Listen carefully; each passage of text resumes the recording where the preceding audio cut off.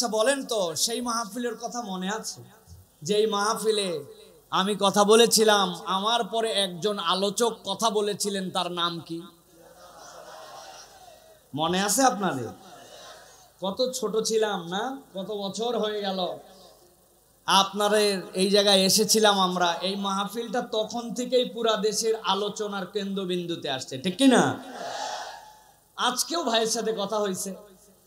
তা আল্লাহ যদি তৌফিকে রাখেন আর আপনাদের যদি ভালোবাসা থাকে আর আমাদের মেজবা ভাই যদি বলে, তো আগামীতে যদি এরকম আবার হয় যে আব্দুল্লাহ সাইফুল্লাহর পরে আজহারি কথা বলবে, কেমন হবে? রাজি আছেন আপনারা? ইনশাআল্লাহ আপনারা আস্থা রেখেন আল্লাহর প্রতি আর মেজবা ভাইয়ের প্রতি। মেজবা ভাইয়ের সাথে অনেক সুসম্পর্ক, ভাই বললে ভাই আসবে। কিন্তু এই জায়গাতে কেমনে জায়গা হবে? মাঠ বড় জায়গায় নিতে হবে, ঠিক কি না? যে জায়গায় অন্তত 5-7 লক্ষ লোক নির্বিঘ্নে কথা শুনতে পারবে। আমরা মাল্টিফ্যাপসের উদ্যোগে আগামীতে এরকম মাহফিল দেখতে চাই। আর এত বড় আয়োজন ভাই, লাগছে সন্ধ্যার সময়, শেষ 11টায়, মন ভরে। মাল্টিফ্যাপস যদি একদিনের আয়োজন করে তাহলে বাংলাদেশে মাহফিল না হওয়া ভালো, মিনিমাম 3 দিন লাগবে, ঠিক কি না? এত বাগান সাজায়া মেজবা ভাই মাগরিবের আগে উদ্বোধন করছে, 10টায় শেষ। প্যান্ডেলারও মন খারাপ, ঠিক না ভাই? এই জন্য আমরা ইনশাল্লাহ আগামীতে কোরআনের কথা শোনার জন্য বড় করে সুন্দর করে চমৎকার পরিবেশের আয়োজন যেন আল্লাহ করার তৌফিক দেন। সকলে দিল থেকে বলেন আল্লাহুম্মা আমিন। অনেকেই বলে কোরআনুল কারীম শুনে লাভ আছে না নাই? বুঝে বলেন। এই যে লাভ আছে বলছেন আপনারা, অনেক লোকজনের মন্তব্য ছিল যে কোরআনের মাহফিল শুনে আসলে মনে হয় তেমন লাভ নাই। আমি 2টা কথা কেবল কোট করতে চাই। শেরে বাংলা একে ফজলুল হক, চিনতেন উনাকে? শেরে বাংলা একে ফজলুল হক এই বাংলাদেশের একজন অনন্য ব্যক্তি ছিলেন, খুব পার্সোনালিটিওয়ালা ব্যক্তি ছিলেন। উনি একমাত্র ব্যক্তি যিনি চাইছিলেন 2 বাংলাকে এক রাখার জন্য। এই 2 বাংলায় এক থাক। কিন্তু হোসেন শহীদ সোহরাওয়ার্দীর সাথে এই নিয়ে তার আলাদা মতদ্বৈততাও ছিল।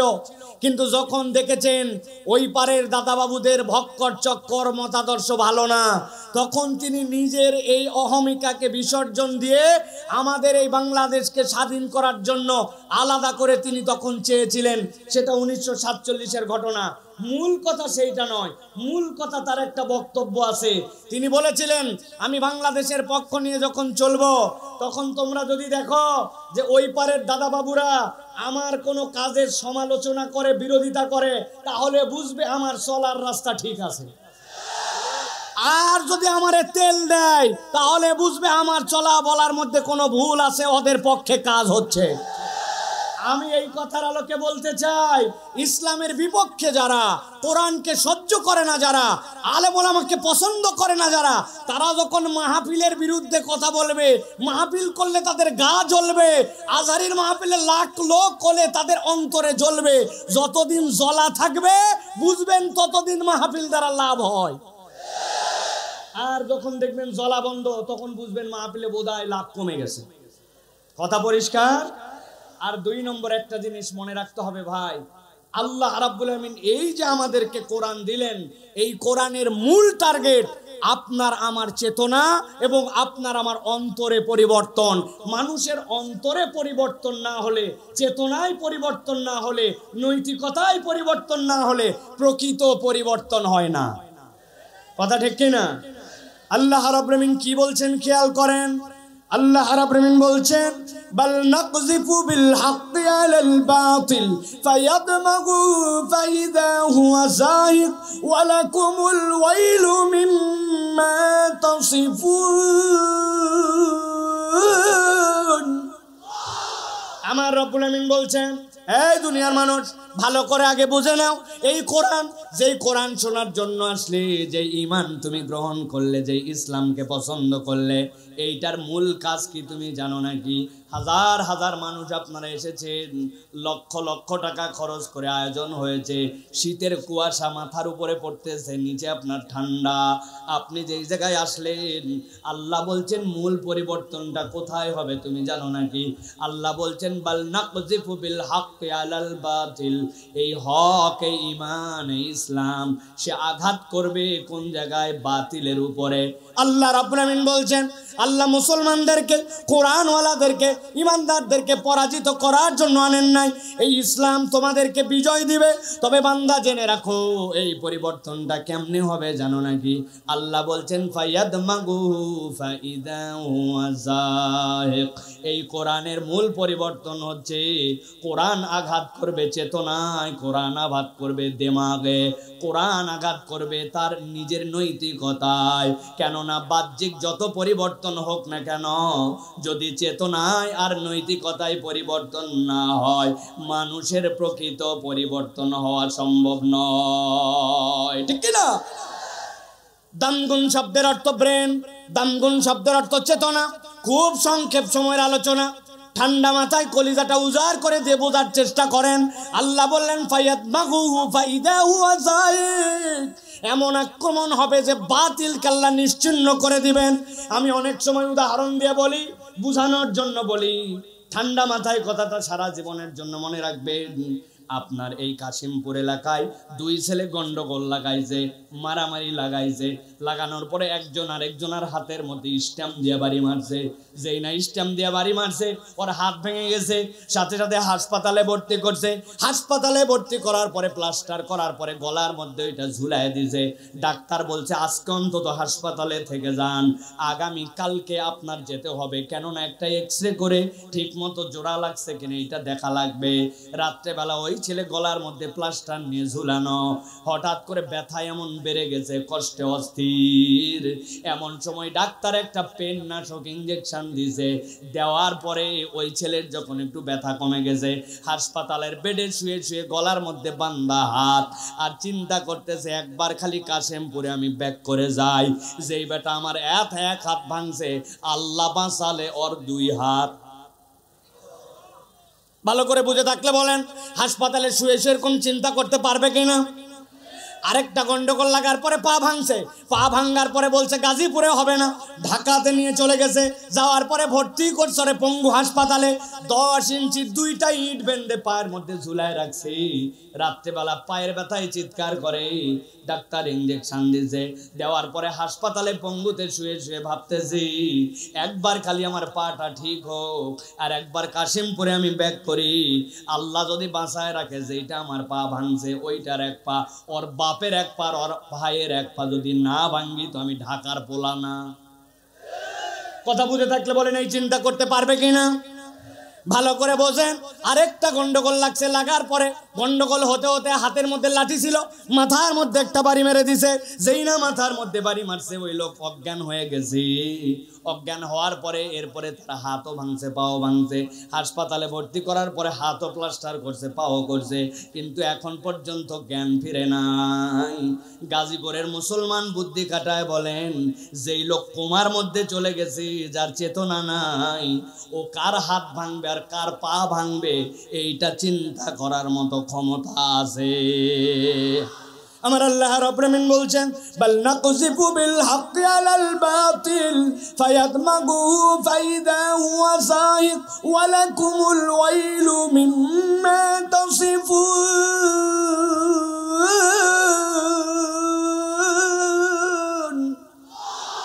এই দুনিয়ার মানুষ, কোরআনের পরিবর্তনের জায়গাটা কোথায়? তুমি উপরে উপরে ফাপড় মারো, দুর্নীতিকে না বলুন, অমুককে না বলুন, কাজ হবে না।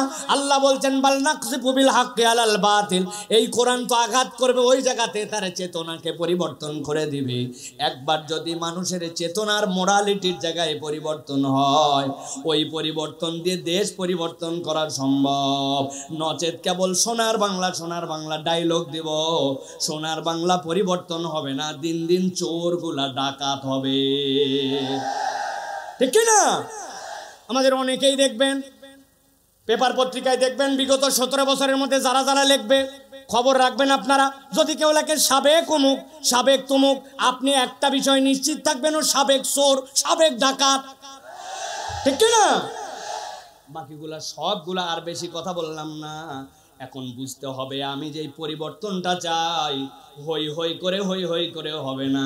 পরিবর্তন যদি করতে হয় আল্লাহর ভাষায় কোরআন দিয়া পরিবর্তন করা লাগবে, ঠিক না?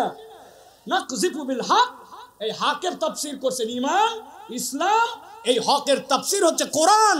অথবা আপনার চেতনায় যদি কোরআন দিয়ে পরিবর্তন না হয়, আপনি যত পরিবর্তন করতে চান একটাও এইগুলা প্রপারলি কাজ করবে না, ঠিক না?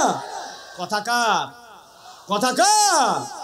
আমরা এটার প্রমাণ দেখেছি। আমি অনেক জায়গায় বলেছি দুর্নীতিকে না বলুন, এইটার জন্য ব্যানার করতে হবে, ফেস্টুন করতে হবে, স্টিকার লাগাতে হবে, পেপার পত্রিকায় বিজ্ঞাপন দিতে হবে, টিভিতে আলাদা বিজ্ঞাপন চালাতে হবে। কি জন্য? দুর্নীতিকে না বলুন। বাজেট কত? 10 কোটি। এখন যেই 10 কোটি টাকা দুর্নীতিকে না বলুন এর বাজেট হয়েছে 8.5 কোটি টাকা খাইয়ে ফেলাইছে। দুর্নীতিকে না বলুনই যদি আপনার অবস্থা খারাপ হয়, তাহলে অবস্থাটা আসলে কি বুঝছেন আপনি প্রিয় ভাইয়েরা? আপনি মনে করছেন যে আপনি বিরাট বড় সিসিটিভি লাগাবেন, লাগায় বিরাট কাম করে ফেলছেন। জি না, সিসিটিভির অভিজ্ঞতা আমার আছে। 5-7 বছর আগে আমার পাসপোর্ট রিনিউ করার জন্য গেছি, 6 মাসের নিচে মেয়াদ না থাকলে ভিসা লাগায় না। আমার এমার্জেন্সি পাসপোর্ট রিনিউ করা দরকার। আমার একজন বলছে হুজুর যাচ্ছেন পকেটে কিছু মাল পানি নিয়ে যান, ফিরি কাজ হয় না। আমি প্রস্তুতি নিয়ে গেছি, যাওয়ার পরে দোতলায় অফিস ঘুরে অনেকক্ষণ ঘুরায়, টাকাও চায় না, কাজও করে না। অনেকক্ষণ পরে বলছে নিচে চলেন। দোতলার থেকে যখন নিচতলায় আমাকে নিয়ে আসতেছে, এই যে দোতলার থেকে নিচতলা আসার সময় এক সিঁড়ি, এরপরে ল্যান্ডিং, তারপরে আরেকটা সিঁড়ি থাকে। ওই একতলার এক ধাপ সিঁড়ি পার করে ল্যান্ডিং এর ওখানে এসে বলতেছে হুজুর কিছু দেন। আমি বললাম ব্যাক কল দেওয়ার জন্য কখন থেকে রেডি হয়ে আছে, তুমি দোতলায় না এই জায়গায় এনে নিচ্ছ কেন? বলে হুজুর এই বিল্ডিংটি সিসি ক্যামেরা নিয়ন্ত্রিত, তবে আমরা মনিটরে চেক করে দেখছি এই জায়গাটা ধরে না। তাহলে দুর্নীতিকে না বলুন আর সিসি ক্যামেরা দিয়ে কাম হবে?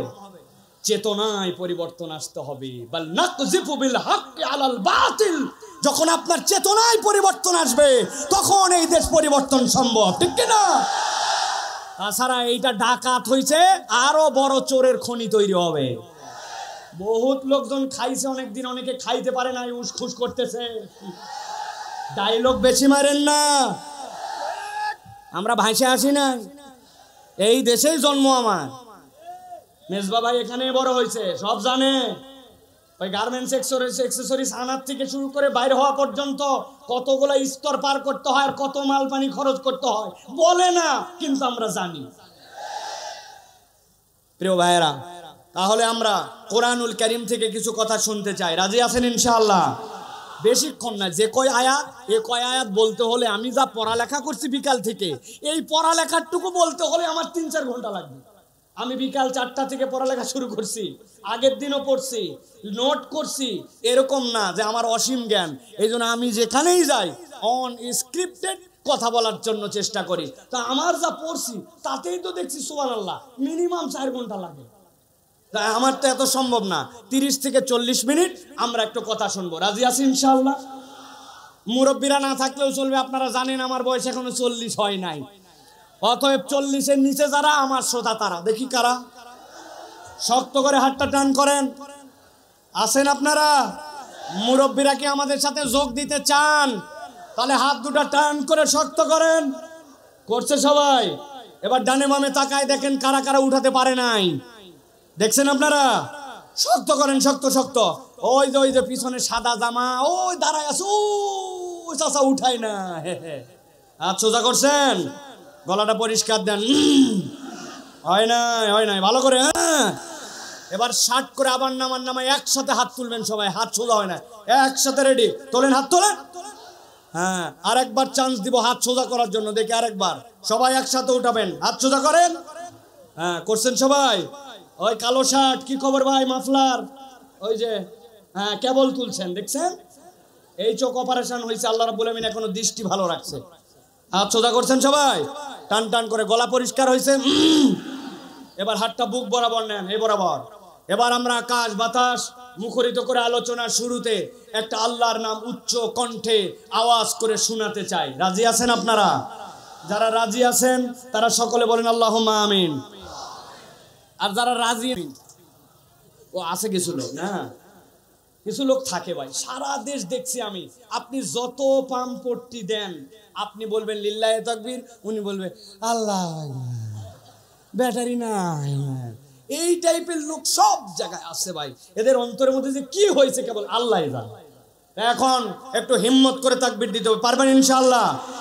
হাত বুক বরাবর আছে, আমি যখন লিল্লাহে তাকবীর বলবো তখন হাত দুটো উপর দিকে ছুঁড়ে দিতে হবে, পারবেন ইনশাআল্লাহ? রেডি সবাই? দেখে একটু তাকবীর দেন, লিল্লাহে তাকবীর, লিল্লাহে তাকবীর। আল কোরআনের আলো, আল হাদিসের আলো, তোমার নেতা আমার নেতা, তোমার নেতা আমার নেতা, আলেম ওলামা যেখানে, লিল্লাহে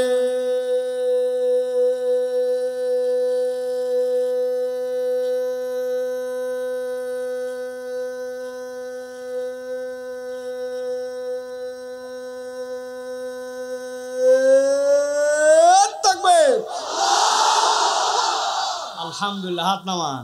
শয়তান আছে আর কোনাবাড়ি পার, ঠিক কিনা? কারণ আল্লাহু আকবারের স্লোগান শয়তান পছন্দ করতে পারে না। এই জন্য আল্লাহু আকবারের স্লোগান যাদের পছন্দ হয় না, বুঝবেন এরা শয়তানের খালাতো মামাতো ফুফাতো ভাই। আল্লাহু আকবারের স্লোগানের সাথে যাদের সম্পর্ক নাই, তাদের সাথে বাংলার মুসলমানের কোনো সম্পর্ক নাই। রাজি তো প্রিয় ভাইয়েরা? চলেন তাহলে এবার আমরা সরাসরি কোরআনুল কারীমের মধ্যে প্রবেশ করব। আয়াত বাই আয়াত জাস্ট একটু করে অনুবাদ আর অল্প একটুখানি কিছু কথা এখান থেকে আমরা শুনে যাওয়ার জন্য চেষ্টা করব। আর দেরি না করে বিতাড়িত শয়তান থেকে আশ্রয় প্রার্থনা করে দাঁড়ায় বসে, জায়গা পাইছেন পান নাই, দূরে কাছে যে যেখানে, সকলে একসাথে পড়েন আউযু বিল্লাহি মিনাশ শাইতানির রাজিম, বিসমিল্লাহির রাহমানির রাহিম। ওয়ায়াকুলুনা মাতা হাযাল ওয়া'দু ইন কুনতুম সাদিকিন। মা ইয়ানজুরুনা ইল্লা সাইহাতান ওয়াহিদা, সাইহাতান ওয়াহিদাতান তা'খুযুহুম ওয়া হুম ইয়াখিসসিমুন।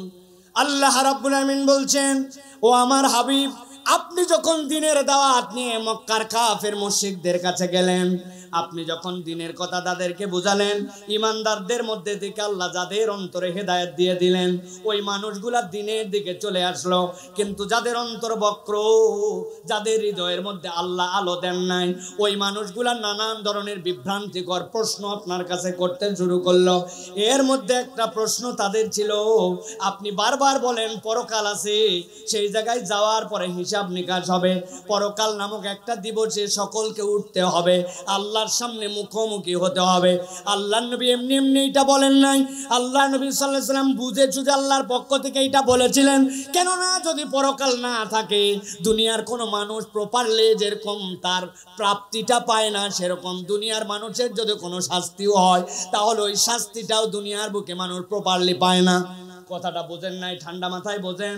দুনিয়ার বুকে কোনো একটা মানুষ তিনটা মানুষকে হত্যা করে ফেলেছে, একজনের ফুফা, একজনের খালু আর একজনের বাবা। এক ব্যক্তি তিন মানুষকে হত্যা করার পরে বিচার হয়েছে। বিচার হওয়ার পরে যিনি দায়িত্বে ছিলেন তিনি সঠিকভাবে তদন্ত রিপোর্ট করেছেন, যিনি বিচারক ছিলেন তিনি সঠিক বিচারক করেছেন, বিচার করেছেন, তার হত্যার জন্য ঘোষণা হয়ে গেছে। যেই না ওই ব্যক্তিকে কোনো একদিন রাত্রে 12:01 ফাঁসি দেওয়া হয়েছে, এই খবর শোনার পরে যেই লোকের বাপ মারছিল ওই লোক খবর পায় লাফ দিয়ে উঠে বলছে, আমি আমার বাপ হত্যার বিচার পেয়ে গেছি। এখন যার ফুপা মারা গেছে আর খালু মারা গেছে, ওই দুইজন খবর পাইছে, পাওয়ার পরে বলছে কি রে মারলো এই লোক তিনজন, আর ওই লোক বলার বাপের হত্যার বিচার পাইছে। বিচারকের কাছে যাওয়া কঠিন, কোনো কৌশলে যদি বিচারকের কাছে যেও পড়ে, যাওয়ার পরে যদি বলে বিচারক তিনজন লোককে মেরেছিল, আপনি তাকে হত্যার রায় দিয়েছেন, খুব ভালো কথা, কিন্তু যেই লোকের বাপ মারা গিয়েছিল ওই লোকের দ্বারা ওই লোক বলছে নেই বিচার পাইছে, তাহলে আমার খালু আর ফুপার কি হলো, আপনি একটু বিচার করে দেন। ঠান্ডা মাথায় বুঝে থাকলে বলেন তো, দুনিয়ার কোনো মানুষকে একবার যদি ফাঁসি দেওয়া হয়, ওই ফাঁসি দেওয়ার পরে দুনিয়ার কোনো আদালত বা দুনিয়ার কারো ক্ষমতা আছে নাকি দ্বিতীয়বার ওই ব্যক্তিকে জীবন দিয়ে তার বিচার করা? ভালো করে এই জন্য বোঝেন, দুনিয়ায় আপনার প্রাপ্তি হোক অথবা শাস্তি হোক, প্রপারলি কখনো বিচার হয় না। এই জন্য কিয়ামত বা পরকাল এইটা আপনার আমার জীবনের অন্যতম অনুষঙ্গ। এই দিবস আছে, আমরা ঈমান আনি, কিন্তু আল্লাহর নবীর কাছে এসে একজন বলল, একদল লোক বলতে শুরু করলো মা ইয়ানজুরুন, আল্লাহ রাব্বুল আলামিনের কাছে জিজ্ঞাসা করতেছে নবীর মাধ্যমে, ওয়া ইয়াকুলুনা মাতা হাযাল ওয়াদু ইন কুনতুম সাদিকিন, সত্যই যদি কিয়ামত হয়ে থাকে কখন সেইটা বলেন, টাইম কখন? অনেক দিন ধরে বলতেছেন কিয়ামত হবে, কিয়ামত হবে, পরকাল নামক একটা দিবস হবে, ওই দিবসটা কখন? নবীজি সাল্লাল্লাহু আলাইহি ওয়াসাল্লামের কাছে যখন এই জিজ্ঞাসা করা হলো, হাদিস আমাদেরকে বলতেছে আল্লাহ নবী সাল্লাল্লাহু আলাইহি ওয়াসাল্লামের কাছে এসে ইমানদারদের মধ্যে থেকেও কত সাহাবায়ে কেরাম এরকম প্রশ্ন করেছিলেন। এক সাহাবী এসে বললেন, হাদিসের মধ্যে আসে আন্না রাজুলান সালান নবী সাল্লাল্লাহু আলাইহি ওয়াসাল্লাম, আর একজন ব্যক্তি এসে নবীজিকে জিজ্ঞাসা করলো মাতাসা ইয়া রাসূলুল্লাহ ইয়া হাবিবাল্লাহ, কিয়ামত কখন অনুষ্ঠিত হবে? নবীজি সাল্লাল্লাহু আলাইহি সাল্লাম বললেন, ক্বালা মা আ'দাত্তা লাহা, তুমি যে কিয়ামত কখন হবে জিজ্ঞাসা করছো, এই বেটা কিয়ামতের জন্য কি প্রস্তুতি নিয়েছো তুমি?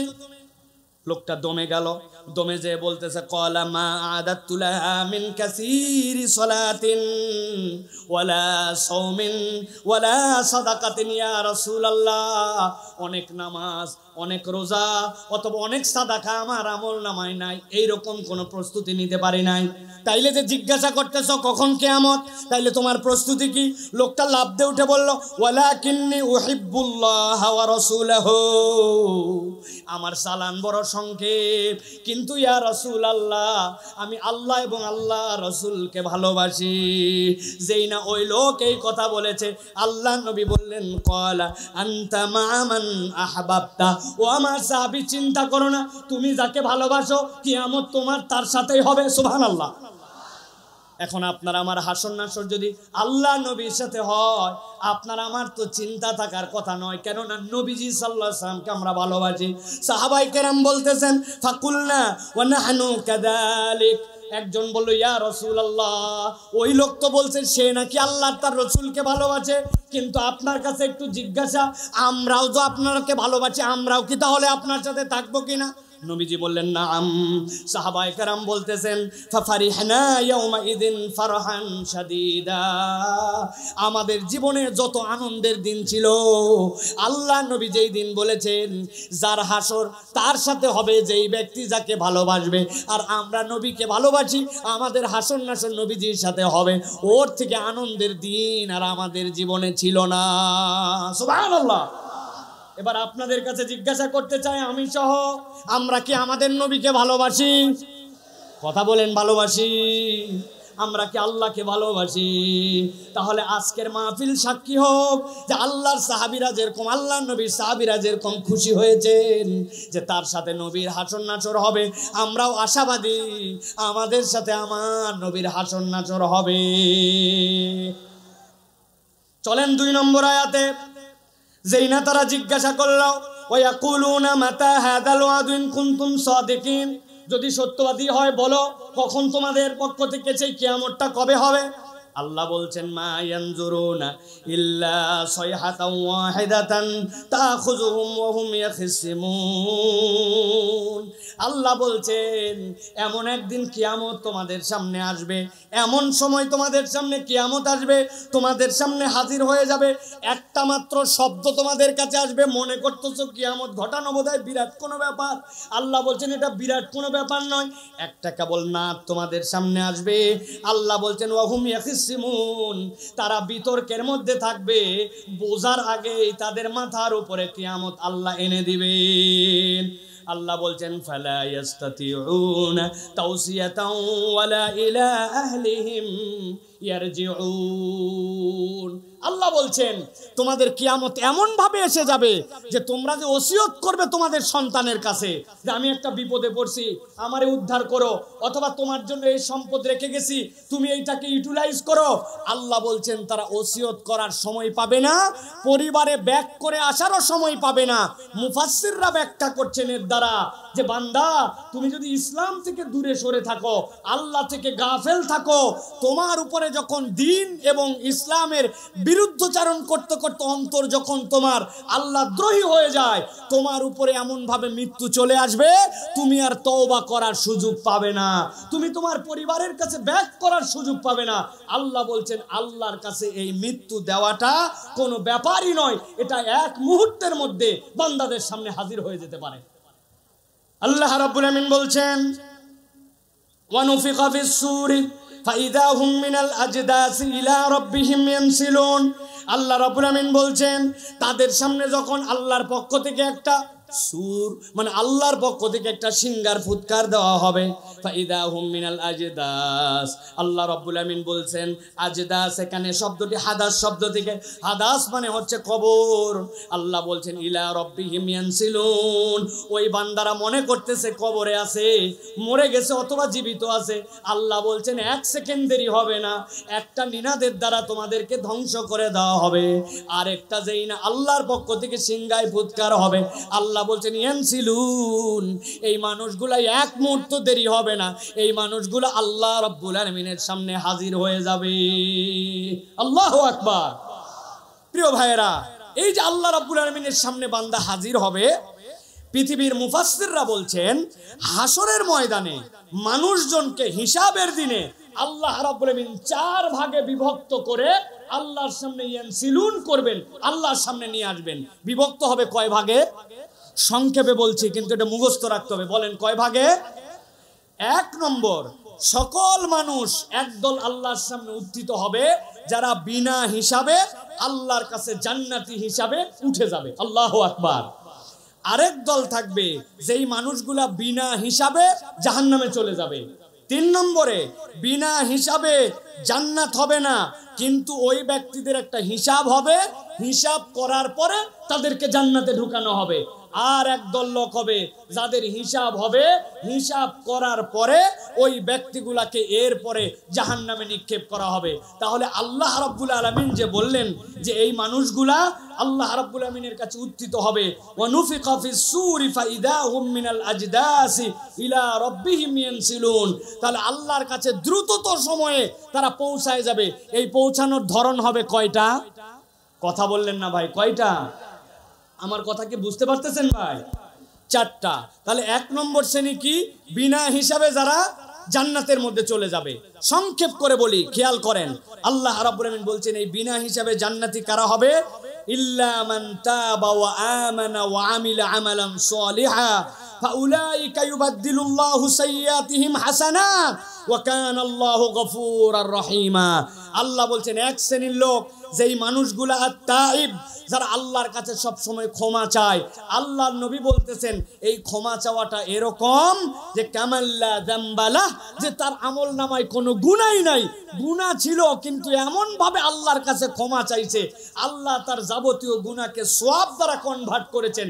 কনভার্ট করে আল্লাহ রাব্বুল আমিন তার তওবা কবুল করে ওই ব্যক্তির মৃত্যু আর ওই ব্যক্তির জান্নাতের মধ্যে কোনো বাধা রাখেন নাই। সুবহানাল্লাহ বলেন। তাহলে বলেন তো ভাই, সবচেয়ে সহজ আল্লাহর কাছে জান্নাতে যাওয়ার উপায় কি? বিনা হিসাবে যাওয়া, ঠিক কি না? এখন আমাদের তো তওবা করার সুযোগ আছে না? আছে কি না? আছে। তাহলে এটা মুখস্থ রাখতে হবে যে বিনা হিসাবে জান্নাতীদের দলে আমরা অন্তর্ভুক্ত হতে চাই। আল্লাহ রাব্বুল আমিন বলতেছেন ওয়াল্লাযীনা ইউহাদুনাল্লাহ ওয়া লা ইয়াদউনা ওয়া লা ইয়াবুদুনা ইলাহান গায়রাহ। আল্লাহ যে বললেন কাদেরকে আল্লাহ রাব্বুল আমিন বিনা হিসাবে জান্নাত দিবেন, মুফাসসিররা ব্যাখ্যা করছেন তোমাদের মধ্যে যারা আল্লাহকে এক হিসাবে ডাকবে, আল্লাহ রাব্বুল আমিনের সাথে কাউকে শরীক করবে না, আর আল্লাহ ছাড়া কাউকে ইলাহ মানবে না, এই ঈমান আছে যাদের, রব্বুল আমিন তাদেরকে বিনা হিসাবে জান্নাতে ঢুকাবেন। সুবহানাল্লাহ বলেন। দুই নম্বর শ্রেণী যাদেরকে আল্লাহ রাব্বুল আলামিন বিনা হিসাবে জাহান্নাম দিবেন। কারা তারা? আল্লাহ রাব্বুল আলামিন বলছেন, ওয়া মান ইয়ারতাদিদ মিনকুম আন দীনিহি ফায়ামুতু ওয়া হুয়া কাফির ফাউলাইকা হাবিতাত আমালুহুম ফিদ দুনিয়া ওয়াল আখিরাহ ওয়া উলাইকা আসহাবুন নারি হুম ফিহা খালিদুন। আল্লাহ সূরা বাকারার 217 নম্বর আয়াতের মধ্যে বলছেন, সাবধান হয়ে যাও, হিসাব ছাড়া জাহান্নামে চলে যেতে হবে। দুনিয়ার বুকে যেই মানুষগুলা ইসলাম পেয়েছিল, দিন পেয়েছিল, কিন্তু ওই মানুষগুলা অতি পণ্ডিতি করে ইসলাম থেকে মুখ ফিরায় নিছে, আল্লাহর বিধান থেকে সরায় নিছে নিজেকে। আল্লাহ বলছেন যারা মুরতাদ হয়ে যাবে, আর ওই মুরতাদ যদি একবার কেউ হয়, সে মৃত্যুবরণ করবে, তাহলে কাফের অবস্থায়। আল্লাহ বলছেন ফা উলাইকা হাবিতাত আমালুহুম ফিদ দুনিয়া ওয়াল আখিরাহ। আল্লাহ দুনিয়া আখিরাতে তার যত আমল আছে সবগুলাকে ধ্বংস করে দিবেন, আর এই ব্যক্তিগুলাকে রব্বুল আলামিন বিনা হিসাবে জাহান্নামের মধ্যে ঢুকায় দিবেন। অতএব দিনের বুঝ আসার পরে কখনো আল্লাহর দিক থেকে মুখ ফিরায় নেওয়া যাবে না। আমাদের অনেক মানুষ আছে, আগে নামাজ পড়তে এখন নামাজ পড়া বাদ দিয়ে দিছে, আগে ইসলাম পালন করতে এখন ইসলাম পছন্দ করে না। এরকম মানুষ আছে কিনা? মুসলমানের ঘরের সন্তান কিন্তু ইসলাম পছন্দ করে না, ইসলামের পক্ষে যারা থাকে তাদেরকে পছন্দ করে না। উপরে উপরে ইসলাম ইসলাম বলে, কিন্তু অন্তরের মধ্যে ইসলামকে লালন করে না। এইরকম হাজার হাজার নামদারি মুরতাদ মুসলমান আছে। আল্লাহ বলতেছেন এই মানুষগুলাকে রব্বুল আমিন বিনা হিসাবে জাহান্নামে দিবে। নাউযুবিল্লাহ। আল্লাহ রাব্বুল আলামিন কুরআনুল কারীমের মধ্যে বলছেন দুনিয়ার মানুষ। এরপরে আরেক শ্রেণীর মানুষ আছে, যেই মানুষগুলা দুনিয়ার বুকে সওয়াব তার আমলনামা যেইটা, ওইটা সে ঠিক মতো হিসাব মিলাতে পারে নাই। মনে করছে অনেক আমল করেছে, আমল অনেক করার দ্বারা তার কোনো ফায়দা হয় নাই, বরং আমলটা অনেক করার থেকে আমলটা যদি তার এমন হয় যে আমলটা তার জন্য ভারী, তাহলে ওই ব্যক্তির ওই আমলটা আল্লাহ রাব্বুল আলামিনের কাছে পছন্দনীয় হবে। কিন্তু ওই ব্যক্তির আমল করতেছে, কিন্তু নবীর তরিকাকে তারা ঠিক মনে করে নাই, নবীর পদ্ধতিকে পছন্দ করে নাই, আল্লাহর বিধানকে আগে মনে করতো ঠিক ছিল, কিন্তু এখন একটু শিক্ষিত হয়ে জ্ঞানী হয়ে মনে করতেছে আল্লাহর বিধান ছাড়াও তো দুনিয়া চালানো সম্ভব। আল্লাহ বলতেছেন হাজার সে নিজেকে মুসলমান দাবি করুক না কেন, ওই ব্যক্তিটা আল্লাহর কাছে প্রকৃত ঈমানদার হতে পারে না। আল্লাহ রাব্বুল আলামিন এই জন্য বান্দাদেরকে বুঝ দিচ্ছেন, দুনিয়ার মানুষ ভালো করে বোঝো, সওয়াব তোমার যেটা হবে এইটা তোমার আমলনামার মধ্যে পরিমাণে বেশি নয়, বরং তোমার আমলনামার মধ্যে এইটা ভারী হতে হবে। সওয়াবটা যেন তোমার আমলনামার মধ্যে ভারী হয়। রব্বুল আমিন বলছেন বান্দা যদি তার সওয়াবকে আমলনামার মধ্যে ভারী হিসাবে দেখতে যায়, তাহলে আপনার আমার প্রত্যেকটা আমলের সাথে কমসে কম 3টা গুণ যুক্ত হওয়া লাগবে। আমল অনেক দেখাচ্ছে লাভ নাই, আমলটা ওজনদার যদি করতে চায় আল্লাহর কাছে, তাহলে এটা মর্যাদা পাবে। কেউ যদি তার আমল ওজনদার করতে চায়, 1 নম্বর তার দায়িত্ব হবে ঈমান সহ বান্দার আমল করা লাগবে। আপনার ঈমান নাই, আপনার যত আমল করেন না কেন আল্লাহ রাব্বুল আলামিনের কাছে ওই আমলের দাম নাই, ঠিক কি না?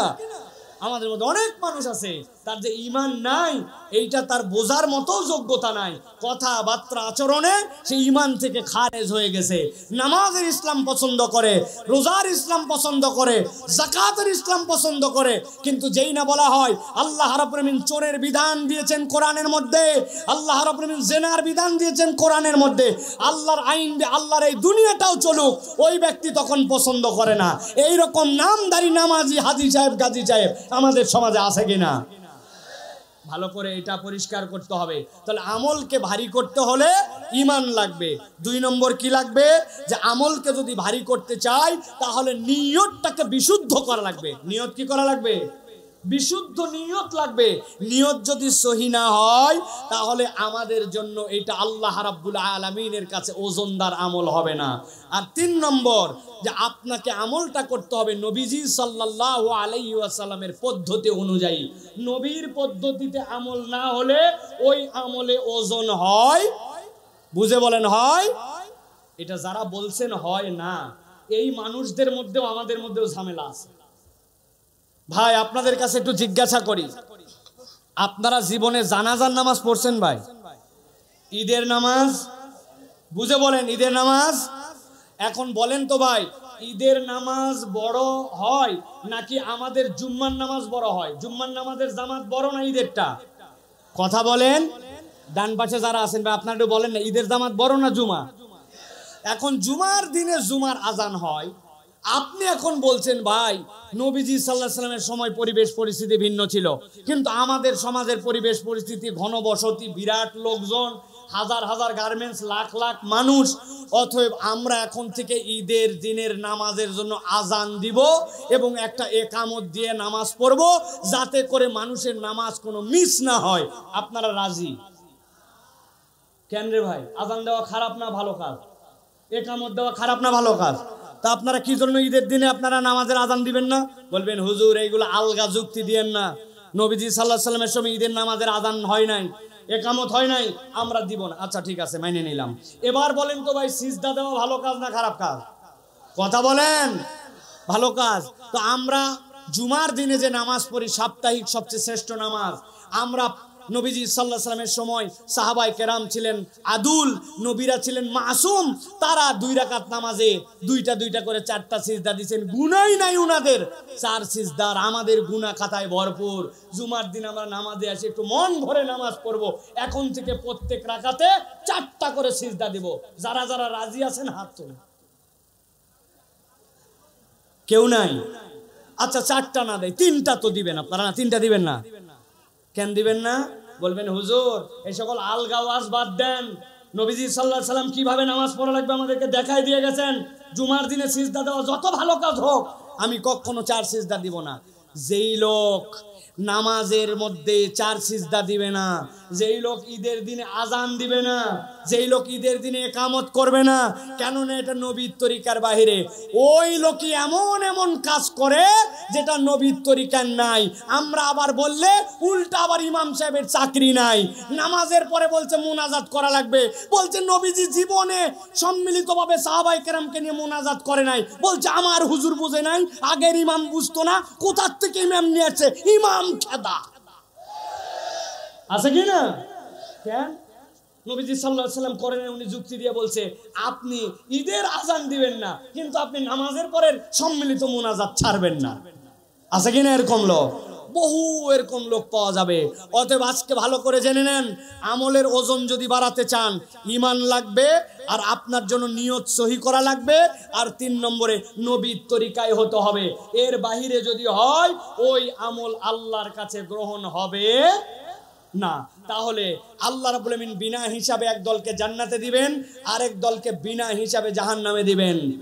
আল্লাহ রাব্বুল আমিন বলছেন فأما من ثقلت موازينه فهو في عيشة راضية। রব্বুল আমিন বলছেন তোমাদের মধ্যে যাদের ওজনটা ভারী হয়ে যাবে, রব্বুল আমিন ওই মানুষগুলাকে আল্লাহ রব্বুল আমিন জান্নাতের মধ্যে দিবেন। কোন মানুষ তারা? যাদের আমলনামার মধ্যে গুনাহ ছিল, যাদের আমলনামার মধ্যে অপরাধ ছিল, কিন্তু ওই মানুষগুলা কখনোই আল্লাহদ্রোহী হয় নাই অথবা আল্লাহকে অস্বীকার করে নাই। আল্লাহ ওই বান্দাগুলার হিসাব নেবেন, তবে হিসাবের মধ্যে 3 গ্রেডের মধ্যে যদি বান্দা টিকে যায়, রব্বুল আমিন ওই বান্দাগুলাকে ক্ষমা করে দিয়া ওই বান্দাগুলার জন্য জান্নাতে যাওয়ার ব্যবস্থা করে দিবেন। সুবহানাল্লাহ। আপনি অনেক সময় বাজারে মাছ কিনতে যান, ভালো করে বোঝেন আমরা কোন আয়াতের মধ্যে আছি। ফালা ইয়াস্তাতিউনা তাওসিয়াতাও ওয়ালা ইলা আহলিহিম ইয়ারজিউন। আল্লাহ রাব্বুল আমিন এই আয়াতে কারিমার আলোকে ভালো করে বোঝেন। আল্লাহ বলছেন আমার সামনে তোমরা উদিত হবে। এখন রব্বুল আমিন দেখছেন ওই বান্দার আমলনামার মধ্যে গুনাহ আছে, ওই বান্দার আমলনামার মধ্যে সব, তারপরেও কি হিসাবে তাকে ক্ষমা করে দিচ্ছেন। আপনি বাজারে গেছেন মাছ কেনার জন্য, যাওয়ার পরে বলছেন আমি তাজা মাছ ছাড়া কিনবো না। দেখবেন সুন্দর করে বাজারের মধ্যে এখন মাছগুলা পানির মধ্যে ভিজায় রাখে, পানির মধ্যে জেতা মাছ আছে, ঠিক কিনা? ওখান থেকে একটা মাছ আপনি উঠাইছেন, উঠায় বলছেন আমার জন্য ওজন করে দাও। যেই না ওজন করতেছে আপনি বলছেন ভাই ওজন যাই করো, পানি যেন এর মধ্যে না যায়, পানি একটু কম দেওয়ার চেষ্টা করো। পানি কম দেওয়ার জন্য যেই না আপনি বলেছেন, তারপরেও যখন আপনি 2 কেজির মাছ নেবেন, ওর পেটের মধ্যে পানি, ওর ফুলের মধ্যে পানি, ওর মাথার মধ্যে পানি, আপনি না চাইলেও তার মধ্যে 20 গ্রাম 30 গ্রাম 40 গ্রাম পানি ওজনের মধ্যে গেছে।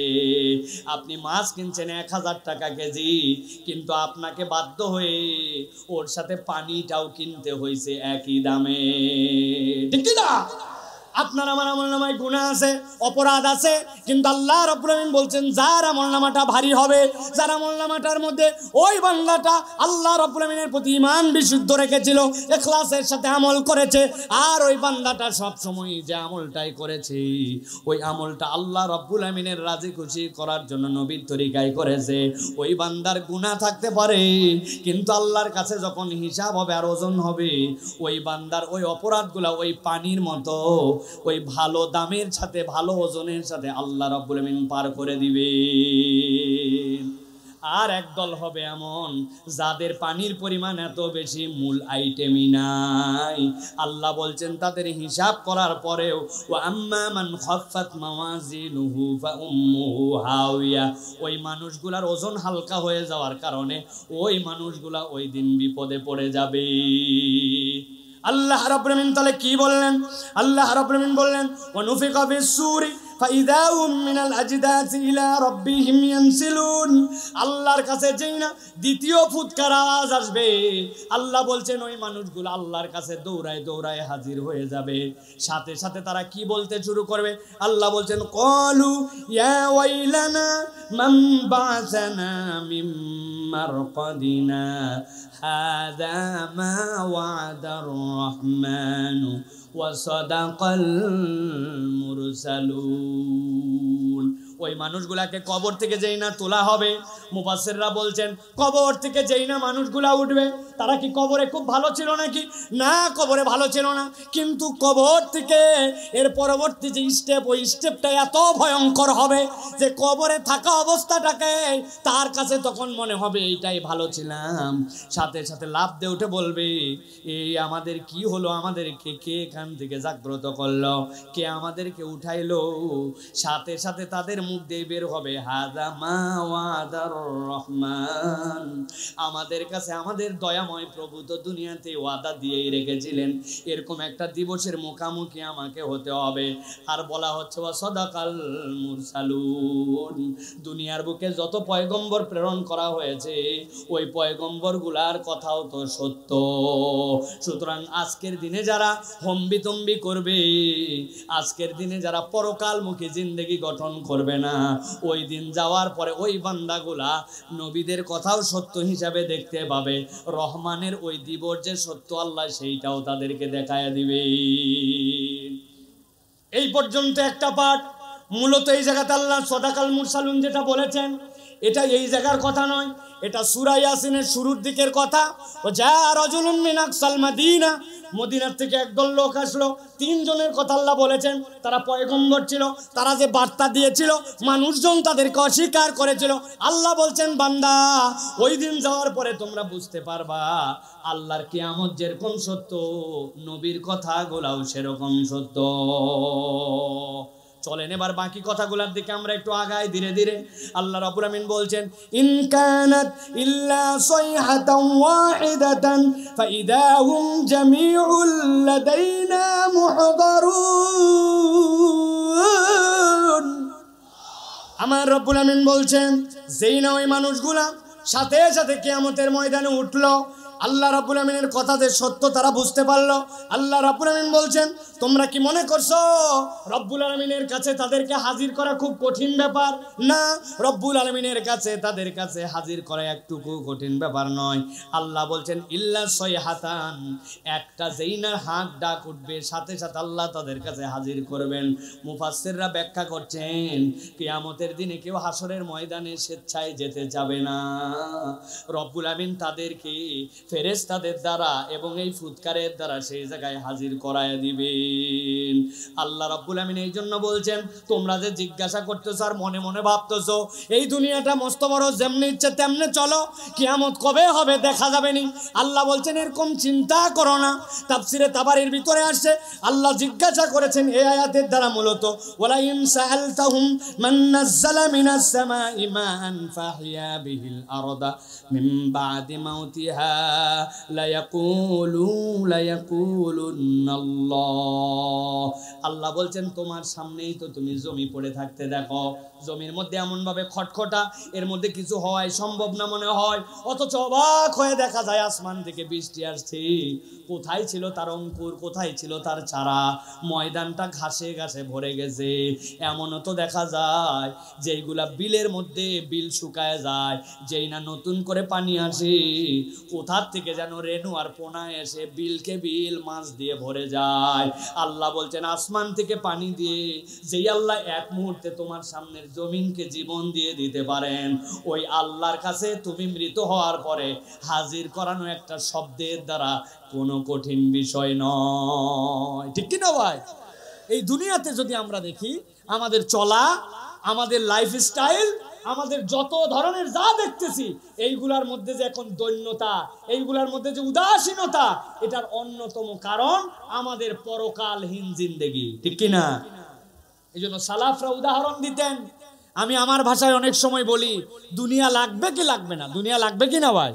দুনিয়া লাগবে, কিন্তু দুনিয়া লাগাতে যে যদি আমরা এমন আচরণ করি যে আমরা দুনিয়া আখিরাত উভয়টাই হারাই ফেলি, তাহলে বড় বিপজ্জনক। এক লোক নাকি বলছে আই লাভ ইউ ওয়াটার।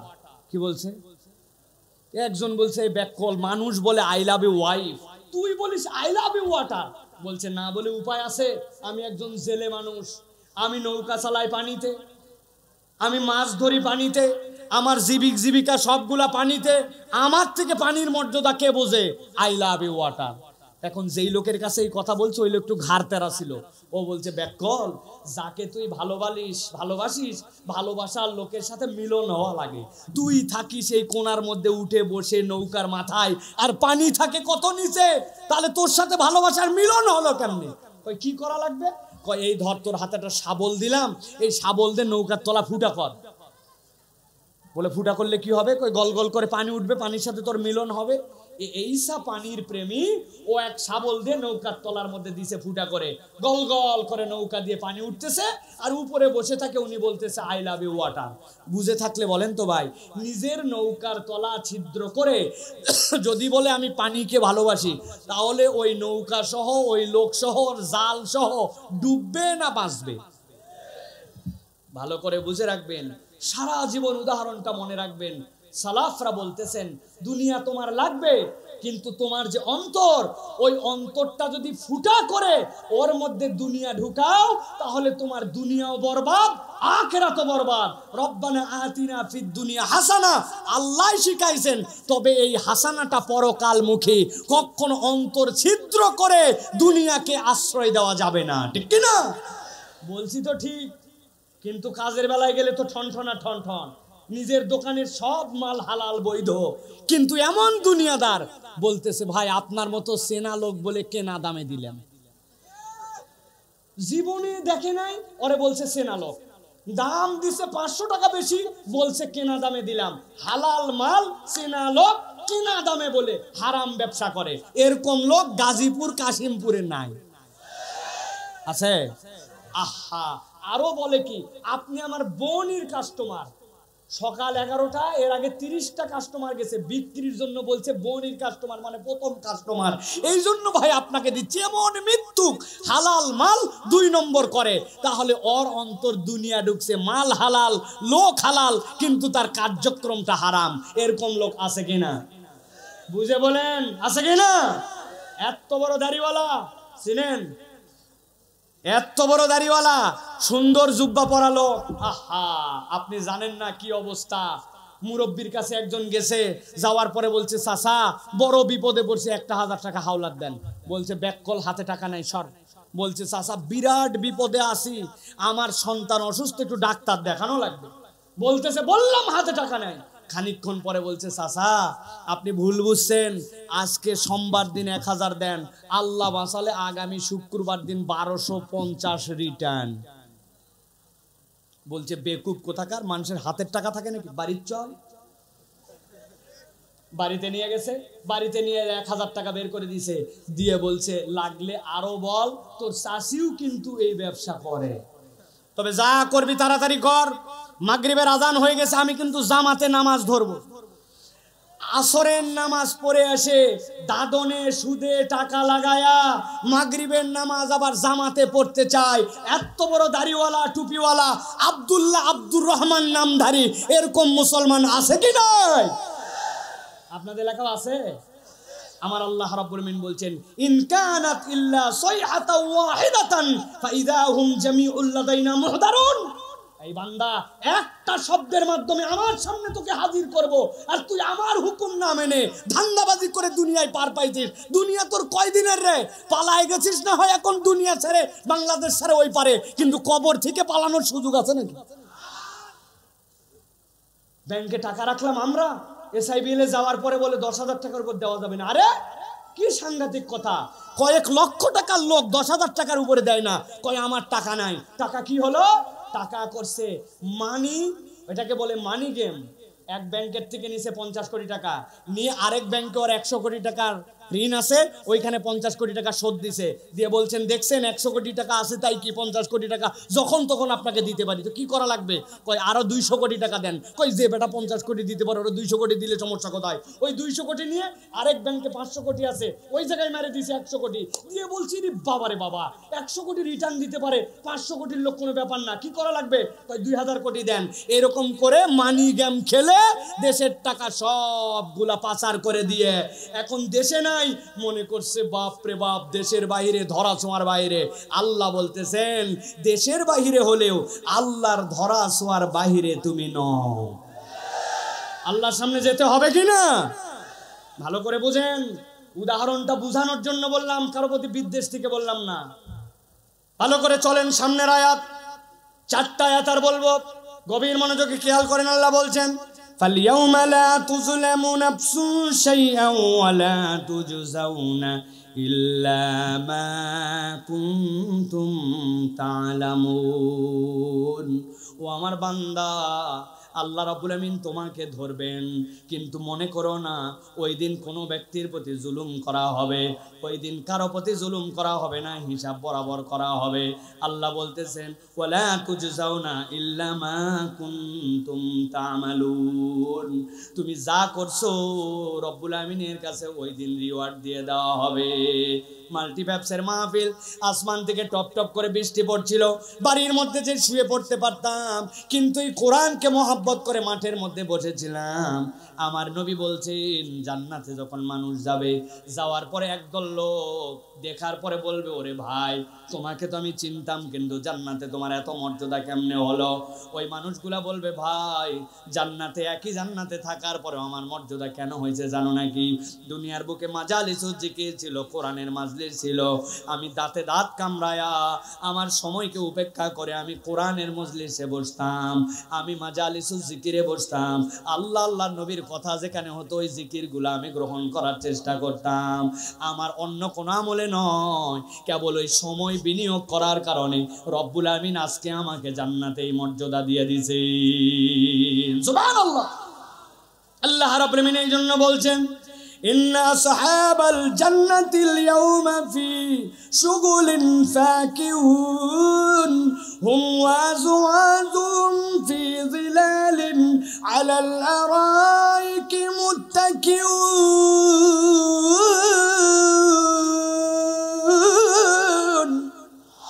আল্লাহ রাব্বুল আমিন বলছেন, আমি আল্লাহ রাব্বুল আমিন হিসাব বরাবর করব।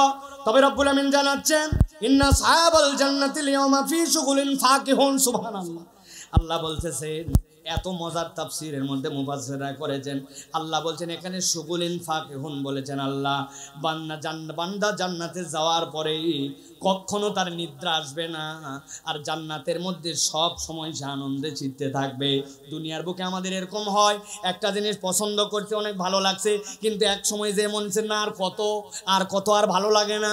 কিন্তু আল্লাহ বলছেন শুগুলিন ফাকিহুন, তারা ফলে ফুলে এমনভাবে সেই জায়গায় মশগুল থাকবে, আল্লাহ এক মুহূর্তের জন্য জান্নাতের আনন্দ তাদের থেকে দূর করবেন না। ওই ব্যক্তি তারা যারা পরকালকে বিশ্বাস করে দুনিয়ার জীবনটা পরকালের দিকে তাকায়া জ্বালাইছিল। আল্লাহ বলছেন মাল্টিপ্যাপসের মাহফিলে ছেলেরা সামনে আসছে, মেয়েরা কি আসে নাই? অনেক মেয়েরা আসছে। আল্লাহ বলছেন ও মা বোন কান খাড়া করে শোনেন, হুম আজওয়াজুহুম ফি জিলালিন আলাল আরাইকি মুত্তাকিউন। আল্লাহ বলবেন ওই জান্নাতে যাওয়ার পরে এরকম চেয়ার থাকবে, পাশাপাশি স্বামী স্ত্রী বসবে, জান্নাতের মজমা কায়েম হবে। আল্লাহ বলছেন তাদেরকে উচ্চ উচ্চ আসনের মধ্যে বসায়া রব্বুল আমিন তাদের স্ত্রীকে সেই জায়গায় দিয়ে দিবেন। কেবলমাত্র স্বামী নয়, কেবলমাত্র স্ত্রী নয়, আল্লাহ কোরআনের অন্য আয়াতে বলেছেন তুমি যদি তোমার পরিবার পরিজনকে ইসলামের উপর রাখতে পারো, আল্লাহ আমাদের পরিবার পরিজনগুলোকেও আল্লাহ রব্বুল আলামিনের জান্নাতে পাশাপাশি হাজির করে দিবেন। সুবহানাল্লাহ। এর মধ্যে ইউনিক হবে একদল, শুনবেন, ইউনিক হবে একদল। এইরকম লোকটা একটু খুঁজে নিয়েন। একদল লোক জান্নাতে যাওয়ার পরে জান্নাতে থাকবে, হঠাৎ করে একদিন ফেরেশতাদেরকে বলবো ফেরেশতা জান্নাতের মধ্যে আমার অমুক বন্ধুটাকে দেখতেছি না কেন, অমুক ওই কোথায়? সাথে সাথে বলবে সে তো জান্নাতে আসতে পারে নাই। আল্লাহকে বলতে শুরু করবে আল্লাহ আমার ওই দোস্তর সাথে আমার যে সম্পর্ক ছিল, জান্নাতে না আসলে আমার জান্নাতে ভাল লাগে না। রব্বুল আলামিন বলবেন জান্নাতের মধ্যে আসার পর আমার বান্দা মন খারাপ করে থাকবে, তার বন্ধু জান্নাতে আসতে পারে না, হতে পারে না। ফেরেশতা যাও যাও ওই বান্দাটাকে জাহান্নাম থেকে মুক্ত করে দাও। জাহান্নাম থেকে যেই না তাকে উঠানো হবে, জাহান্নামের মধ্যে লোকজন বলবে আরে এই লোকের তো কোনো ভালো আমল আছে আমাদের জানা নাই, অথবা এই লোক দুনিয়ার বুকে অনেক কিছু করছে এরকম তো জানা নাই, এই লোক তারপরেও জাহান্নাম থেকে কেমনে মুক্তি পায়?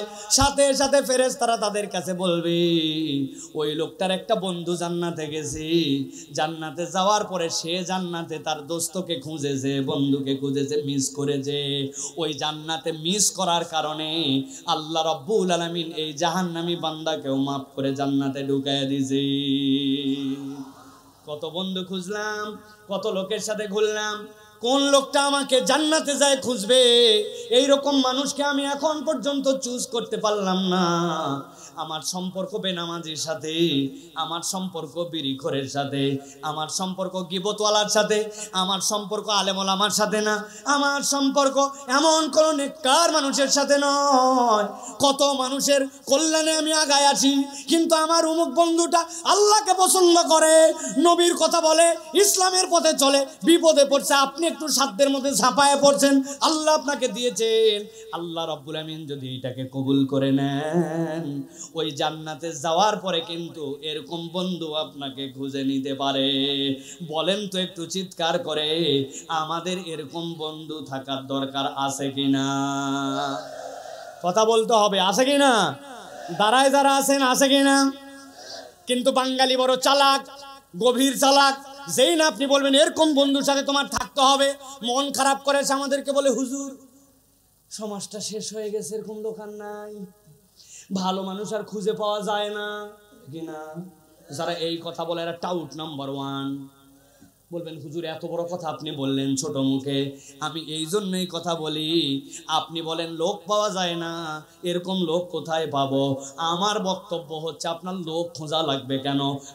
আমি যদি এরকম লোক হয়ে যাই তাহলেই তো অন্যজন আমাদেরকে খুঁজে পায়, নিজে হবে না অন্যকে খোঁজে, আছে কি না? আজকের থেকে চিন্তা করেন তাহলে আমার পরিবর্তন দরকার। রব্বুল আমিন প্রত্যেকটা কথা, প্রত্যেকটা বিষয়ে রব্বুল আমিন হিসাব দিবেন, জুলুম করবেন না। আল্লাহ রব্বুল আমিন বলছেন ওই দিন তোমাকে পুরস্কারও দেওয়া হবে, ওয়ালা তুজজাউনা ইল্লা মা কুনতুম তা'মালুন। তুমি যা করেছো সবগুলার পুরস্কার আল্লাহ রাব্বুল আমিন তোমাকে দিয়ে দিবেন। তাহলে আজকের থেকে কি একটা শপথ করতে পারি কিনা, আমাদের মুখ থাকবে কিন্তু আমরা আজকের থেকে আর মিথ্যা কথা বলবো না। রাজি আছেন? মুখ থাকবে আমাদের, মুখ দিয়ে আমরা গালিগালাজ করব না। রাজি আছেন? গালি না দিলে আবার কেমনে ঢাকার লোক চলে? এই যে ওইখানে গালি দিছে কোনার মধ্যে, এই শুয়োরের বাচ্চা হুজুর উঠে গেল, তুই কখন ওয়াজেতে আসবি? বুঝেন নাই? কথায় কথায় আমরা গালি দিই, কথায় কথায় আমরা মুখ খারাপ করি। শালার বেটা বলি, নিজের আপন স্ত্রীকে অনেক সময় মাথা গরম হয়ে গেলে ময়াকার বয়ে দীর্ঘই বলি। বানান করে দিব না ভাই? বানান করা লাগবে না, খবরদার। তাহলে আজকে শপথ নিলাম যে আমরা মুখ থাকবে মিথ্যা বলবো না, মুখ থাকবে গীবত করব না, মুখ থাকবে গালি দিব না। রাজি আছেন ইনশাআল্লাহ? চলেন এবার আর 3টা আয়াত বলবো, চলেন। আল্লাহ রাব্বুল আমিন বলছেন ওই দিন তাদের স্ত্রীকে নিয়ে তারা ওইখানে সুন্দরভাবে তারা উদযাপন করবে, হেলান দিয়ে দিয়ে রব্বুল আমিনের মজলিসের মধ্যে তারা হাজির হবে। আল্লাহ বলছেন লাহুম ফিহা ফাকিহাতু ওয়া লাহুম মা ইয়াদউন। প্রত্যেকটা শব্দ আল্লাহ বেছে বেছে চয়েস করেছেন। আল্লাহ এই জায়গায় বলেন নাই লাহুম ফিহা ফাকিহাতু ওয়া লাহুম মা ইয়াসআলুন। আল্লাহ বলছেন তাদের জন্য ফল থাকবে আর তারা অন্তরে যা চাইবে। ইয়াসআলুন আল্লাহ বলেন নাই। আপনি যদি কোনো কিছু কামনা করেন তাহলে তার পিছনে আপনার প্রচেষ্টা লাগে, কিন্তু আল্লাহ বলছেন ইয়াদউন, ওই বান্দা ডাকতে দেরি হাজির হতে দেরি নাই। সুবহানাল্লাহ। নবীজি সাল্লাল্লাহু আলাইহি ওয়াসাল্লাম জান্নাতের বর্ণনা দিচ্ছেন। এক সাহাবিয়ান লাভ দিয়ে এসে বলছে, ইয়া রাসূলুল্লাহ, অনেক তো শুনলাম জান্নাতের বর্ণনা, আপনার কাছে কেবল জানতে চাই জান্নাতের মধ্যে অত কিছু লাগবে না, জান্নাতের মধ্যে একটা ইয়ামাহা এফজেডএস মোটরসাইকেল পাওয়া যাবে কিনা? কি কয় হুজুর? নবীজি ওই সময় তো মোটরসাইকেল ছিল না, কিভাবে সাহাবী এই কথা বললেন?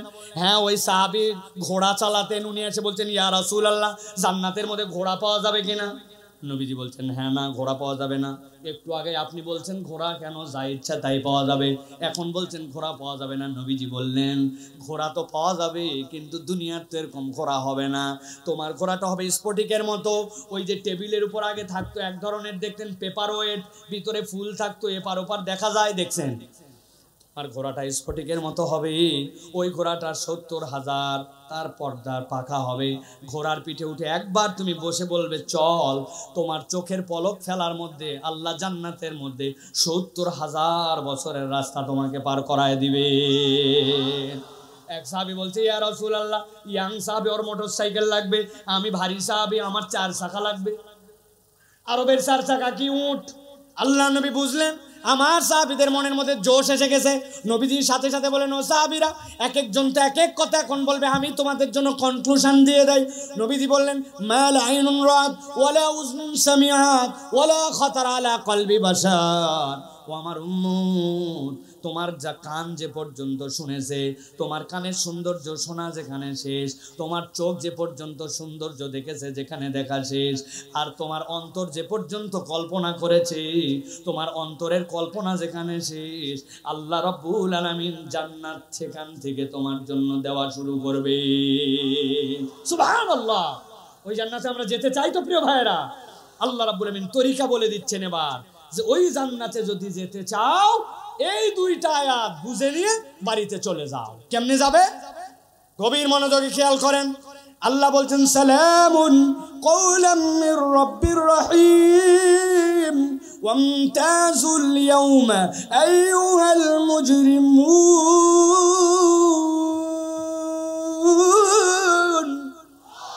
আল্লাহ এবার জান্নাতে যাওয়ার আগে হাসরের ময়দান, যে হাসরের ব্যাপারে জিজ্ঞাসা করছিল কবে হবে, আল্লাহ বলছেন একটা নিনাদ দিয়ে ধ্বংস, আরেকটা নিনাদ দিয়ে জাগ্রত, আরেকটা নিনাদ দিয়ে সবগুলোরে হাজির করছি।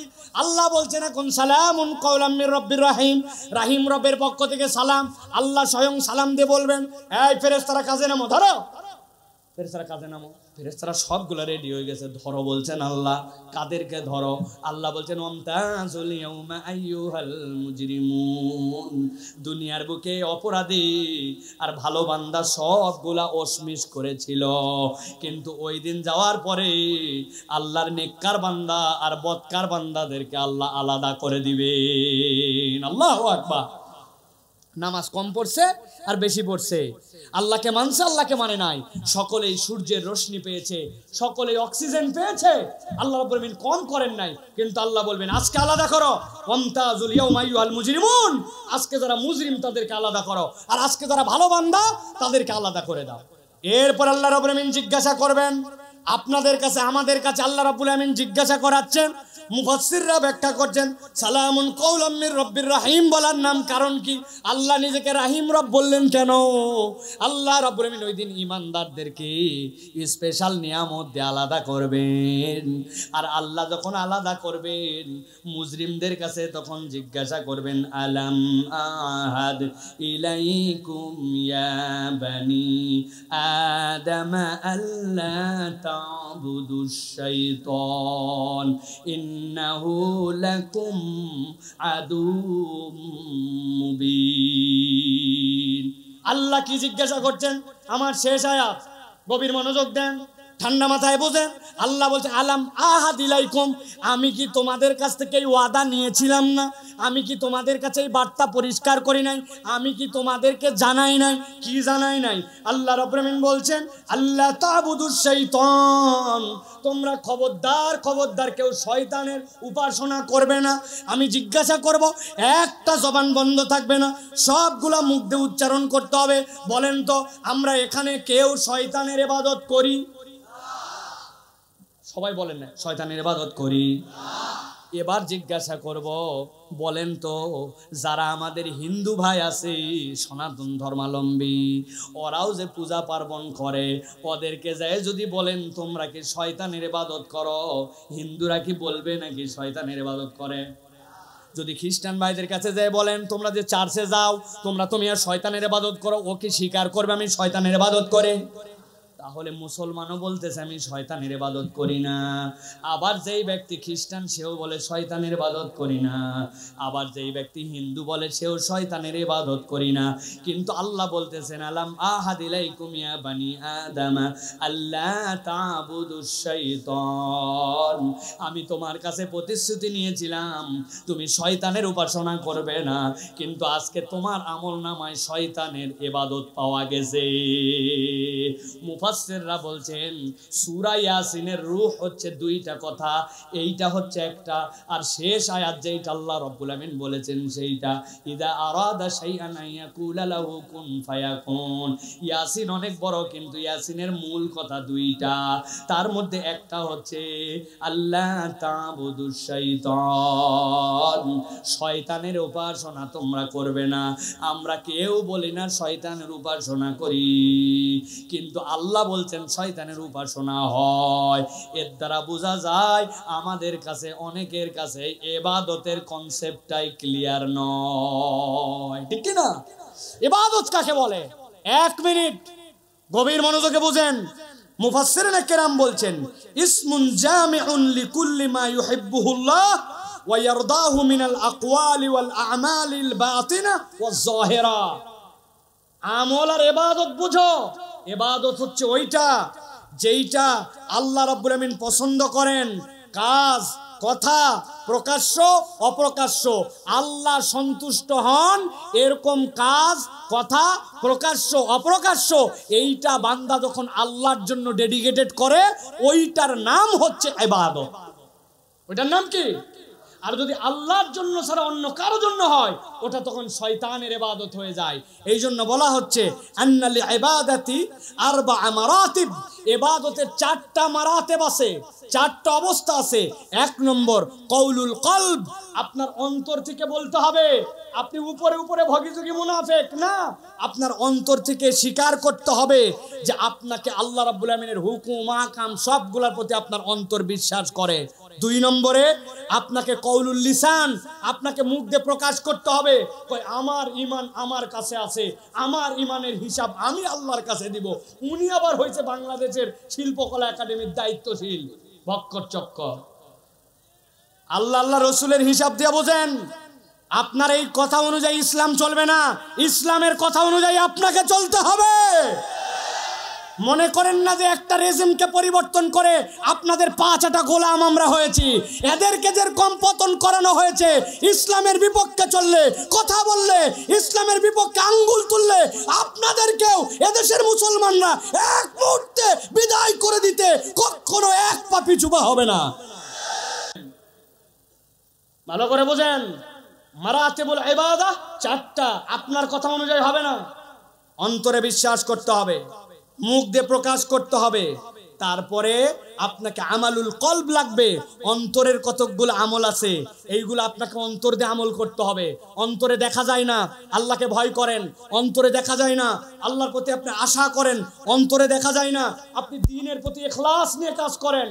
মাল্টিফ্যাব চিন্তা করছে এত বড় একটা প্রতিষ্ঠান, একটা ওয়াজ না দিলে হয়, আমাদের ইজ্জত থাকে বছরে, ওই জন্য একটা দিয়ে দেখালাম, দেখ কত বড় আয়োজন করি। আল্লাহ মাফ করুক, ওনাদের অন্তরে এইটা নাই, কিন্তু এইটা কি অন্তর ছাড়া বাহির দিয়ে দেখানো যায়? এটা অন্তরের। এই জন্য ইবাদতের অংশটা বোঝেন, কওলুল কলব, কওলুল লিসান, আমালুল কলব, আল আমালুল জাওয়ারিহ। আপনার জন্য প্রকাশ্য আমলও আপনাকে করতে হবে। আমার সালাতের হিসাব আমি দিব এত সোজা কথা নয়। আপনাকে সালাত প্রকাশ্য ইবাদত, সালাত পড়তে হবে। জিহাদ প্রকাশ্য ইবাদত, জিহাদ করতে হবে। ইহসান ইলাল খালক, মানুষের প্রতি দয়াদ্র দেখানো, এটা দেখানোর আপনাকে দেখাতে হবে। এই 4টার সমষ্টির নাম হচ্ছে ইবাদত। আল্লাহ বলছেন, আমি তোমাকে বলছিলাম না আল্লাহর ইবাদত ছাড়া শয়তানের ইবাদত করবে না? এখন যে এই 4টার বাহিরে যাবে ইবাদত করবে, কিন্তু ওইটা শয়তানের হয়। নামাজ পড়তেছে উপরে, কিন্তু ভাবতেছে আমি নেতা মানুষ, যদি নামাজ না পড়ি মানুষ বলবে বেনামাজি, ভোট দিবে না। উনি আল্লাহর জন্য নামাজ পড়ে না, নামাজ পড়ে ভোটের জন্য। তাহলে ওইটা কি ইখলাস থাকলো না? তাহলে আপনি বিশ্বাস করছেন, কওলুল কলব আছে, আপনার কওলুল লিসানও আছে, কিন্তু আপনার ইখলাস হয়নি আমলের মধ্যে। অতএব আমালুল জাওয়ারিহ এবং আমালুল কলব, এই জিনিসটা বুঝে নিতে হবে। আল্লাহ রাব্বুল আলামিন এই জন্য বলছেন, আলাম আহাদ ইলাইকুম ইয়া বানি আদম আল্লাহ তা'বুদুশ শাইতান, খবরদার শয়তানের ইবাদত করা যাবে না। আল্লাহ ছাড়া যা কিছু ওইগুলা শয়তানের জন্য আপনার। এই জন্য আল্লাহ রাব্বুল আলামিন বলছেন, ইন্নাহু লাকুম আদুউম মুবিন। শেষ কথা আজকের, শয়তান হচ্ছে তোমাদের জন্য প্রকাশ্য শত্রু। কেমন শত্রু? মুখ দিয়ে উচ্চারণ করে বলেন, কেমন শত্রু? সবাই বলে নাই, লাস্ট চান্স দিলাম, শয়তান কেমন শত্রু? এই কথা এমনি এমনি জোরে বলাই নাই, শয়তান প্রকাশ্য শত্রু বলছি। কারা কারা এবার শয়তান দেখছেন হাত তোলেন। কেবল বললেন আপনি প্রকাশ্য শত্রু। প্রকাশ্য শত্রু মানে তো দেখা লাগবে, এটার মানে বুঝতে হবে, এটার মানে বুঝতে হবে। আমি ছোট্ট একটা উদাহরণ দিয়ে কথা শেষ করি প্রিয় ভাইরা। কথা আরো অনেক ছিল, কিন্তু রাত গভীর হয়ে গেছে, 12টার কাছাকাছি, আর কথা বলা উচিত হবে না, এই জন্য শেষ করে দিচ্ছি। তাছাড়া কথা আরো ছিল। রাসূলুল্লাহ সাল্লাল্লাহু আলাইহি ওয়াসাল্লামের সাহাবী থেকে আলামা আহাদিলাইকুম, এরপরে আল্লাহ রাব্বুল আলামিন যে বলেছেন ওয়ানি আবুদুনি হাযা সিরাতুম মুস্তাকিম, হযরত আয়েশা সিদ্দিকা রাদিয়াল্লাহু তাআলা আনহা কোরআনের 10টা আয়াত দিয়ে এই আয়াতের তাফসীর করছেন, আমি তো লিখে আনছিলাম, কিন্তু অত দূর যাব না। শয়তান প্রকাশ্য শত্রু মানে কি? মানেটা বোঝেন। আপনার এলাকায় পুকুর ছেঁচে, মাঝে মাঝে পুকুর ছেঁচে না ভাই, পুকুর ছেঁচেছে, মাছ টাছ ধরার পরে এরপরে লোকটার মন বড়, মেজবা ভাইয়ের মতো ধরেন দিলদরিয়া মানুষ, বিরাট বড় পুকুর, চিন্তা করছে বহুত মাছ পাইছি, এখন কাদা আর কাদা পুরাটা। বুঝে থাকলে বলবেন, এখানে বিভিন্ন জায়গার বাংলাদেশের মানুষ আছেন, পুকুরে আর কোনো পানি নাই, মাছও চোখে দেখা যায় না, খালি কাদা ক্যাতক্যাতা। বলেন তো এখনো কিছু মাছ ধরা বাকি আছে না? না বাবা, সবাই জানে দেখি কি মাছ আছে ভাই, বান্না, শোল আছে কিছু, টাকি আছে কিছু, গুছি আছে কিছু, কথা বলেন। এখন সবাই মিলে ছেড়ে দিছে, ছেড়ে দেওয়ার পরে সবাই এখন যাওয়ার পরে হাসতায় হুস্তায় মাছ ধরতেছে। 10 বন্ধু মিলে মাছ ধরে, অনেকেই গুছি তুলে, তারা বায়াম তুলে, অনেকেই ওর মধ্যে থেকে বায়াম তুলে, আর এক দোস্তর কপালে কোনো মাছই নাই। অনেকক্ষণ মন খারাপ, আর যারাই মাছ তোলে মাছ আঙ্গুল দিয়ে কাদা মুছে একটু ঝাড়া দিয়ে দেখায়, ওই দোস্ত অনেকক্ষণ পরে নিচে হাত দিছে, হাত দিয়ে ধরছে, যেই ধরেই বলতেছে আল্লাহ যে এতক্ষণ দেয় নাই, ভালোই করছে, কারণ তোরা এতক্ষণ যা ধরছিস আর আমি যে গোছ ধরছি, এতে বুঝছি তোদের 10টার সমান আমার একটা। এখন চিন্তা করছে এতক্ষণ ওরে দেখায় দেখায়, যারা মাছ দেখায় দেখায় ওরে মজা নিছে, ওর তো মনের মধ্যে ঝাল আছে, ও এখন মাছ তোলার আগেই ধরে বলছে দেখ দেখ তাকায় দেখ কি তুলি। লোকজন চিন্তা করছে হায় হায় এতক্ষণ টিটকারি করলাম, বড় মাছটা শোলটাই বোধহয় ওর হাতে বাজছে। সাথে সাথে ও ধরে টান দে আল্লাহর নামে মুখের সামনে তুলে। বুঝে থাকলে বলেন তো কি উঠাইছে? একটা মুখ বন্ধ রাখবেন না, বলেন কি উঠাইছে? কিন্তু বলেন তো বা যে সাপটা উঠাইছে ওই সাপটা কি সাপ? ধরা। কামড়ালেও বিষ লাগে না, যদি কামড়া একটু গোবর লাগাই দিলে সাইরে যায়। কিন্তু ধরা সাপ হলে হবে কি, উঠানোর পরে ওই সাপ নামে তার হৃদয়ে একটা ভয় থাকার কারণে একটু হলেও তার আতঙ্ক লাগে। আমার আল্লাহ বলছেন ইন্নাশ শাইতানা লাকুম আদুউম মুবিন, শয়তান তোমাদের প্রকাশ্য শত্রু। আমি আল্লাহ জানাই রাখলাম, দেখতে পাও না, কিন্তু শয়তানি যারা করে, শয়তানের পদঙ্ক যারা অনুসরণ করে, সেটা কম হোক বেশি হোক কোনো অজুহাতে ঈমানদার গ্রহণ করতে পারবে। একটু করলে কি হবে, আছে না ভাই? খবরদার এই কথা বলা যাবে না। একটু করলে কি হবে বললে বিপদের বাজার হবে। মিউজিক বাজায়, বিয়ে শাদীতে অনুষ্ঠান হয়, মুরব্বী হাজী সাহেব তার বাড়ির থেকে আসার পরে বলছে হাজী সাহেব আপনার বাড়িতে যাওয়ার পরে শুনতেছি খালি ডিস্টি ডিস্টি ডিস্টি ডিস্টি। কি ব্যাপার? বলতেছে বাবা তোরও বেটি আছে, তোরও বিয়ে দেওয়া লাগবে, আর 2টা দিন সহ্য কর, বাচ্চা কাচ্চা মানুষ করেই, আছে কিনা? আপনি কোনো অজুহাতে এটা করতে পারবেন না, তাহলে আপনি শয়তানের পদাঙ্ক অনুসরণ করলেন। মনটা খারাপ, স্যাড, এই জন্য কানের মধ্যে হেডফোন লাগায়া উনি ডিস্টি ডিস্টি শুনতেছে। মন খারাপ থাকলে গান শোনা জায়েজ আছে তো, না? বয়স কম হলে তো দাড়ি কাটা যাবে না ভাই, এখনো বয়স পাকাপোক্ত হয় না, নামাজ বাদ দেওয়া যাবে তো না? ব্যবসায়িক স্বার্থে মিথ্যা কথা তো একটু বলা যাবে না? খবরদার, ইন্নাশ শাইতানা লাকুম আদুউম মুবিন, ওই শয়তান ধোঁকা দিয়া তোমাকে জাহান্নামে নিয়ে যেতে চায়। অতএব শয়তানের ধোঁকায় আমরা যেতে চাই না। আল্লাহ বলছেন ওয়ানি আবুদুনি হাদা সিরাতুম মুস্তাকিম, তোমরা আল্লাহ রাব্বুল আমিনের সিরাতুল মুস্তাকিমের পথ অনুসরণ করে নাও। যুবক ভাই 1 মিনিট একটু সময় নাই, 1 মিনিট একটু সময় নাও।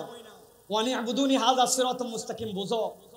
মোবাইলটা বের করছি, মাল্টিফ্যাপসের মাহফিলে আসবো, কোন দিক দিয়ে ঢুকবো? গুগল অন করলাম, গুগল অন করে যেই না আমি সার্চ দিচ্ছি আমাকে বলতেছে ফার্স্ট আপনি আপনার যে লোকেশন আছে লোকেশনটা সিলেক্ট করেন। লোকেশন সিলেক্ট না করলে আমি কেমনে বুঝবো আপনি কোথায় যাবেন? ফাইন, আমি আমার লোকেশন সিলেক্ট করলাম দারুস সালাম।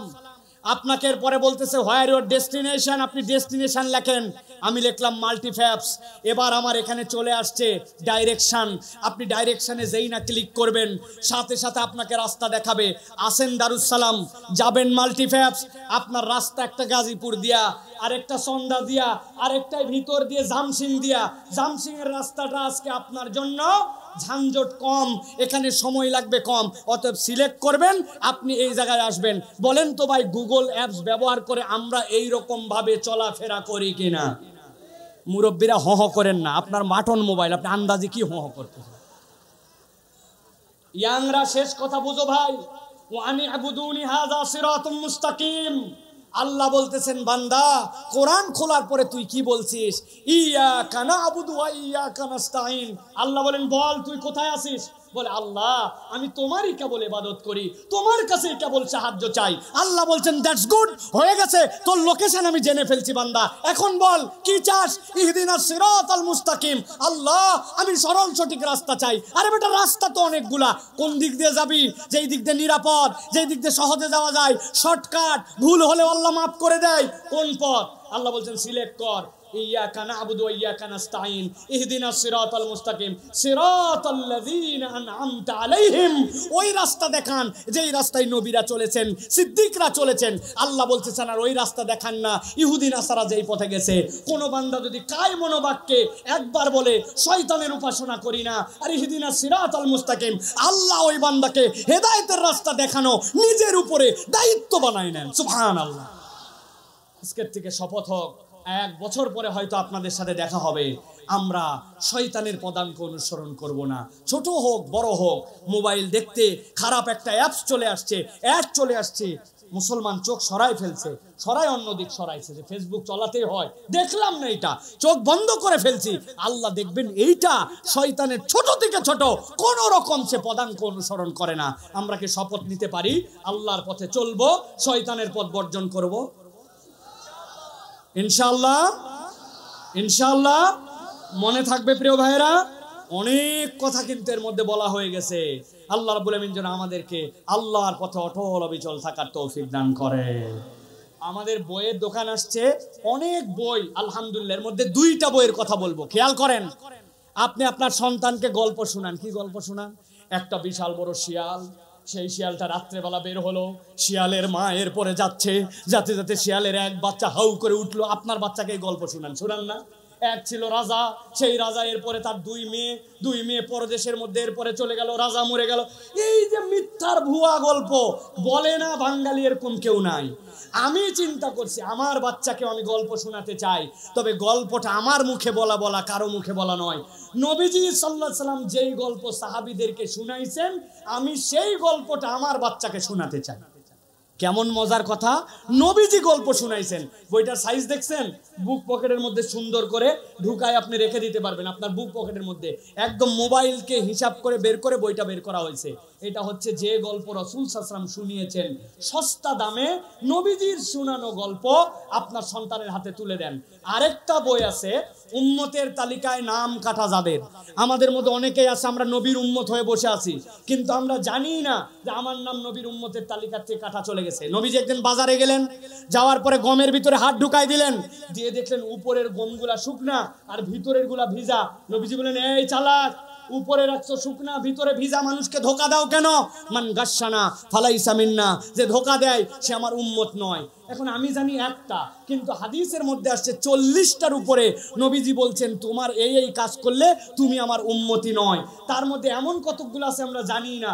কোনো ব্যক্তি যদি জানাজা হয় আর ওই জানাজার আগে আগে যায় হেঁটে হেঁটে, মানে আপনি খাটলি নিয়ে যাচ্ছে, উনি চিন্তা করছে রাস্তা পরিষ্কার করার জন্য আমি একটু সামনে যাচ্ছি, কেউ যদি জানাজার খাটলির আগেও যায়, নবী বলছেন সে আমার উম্মত নয়। জানেনই না এরকম।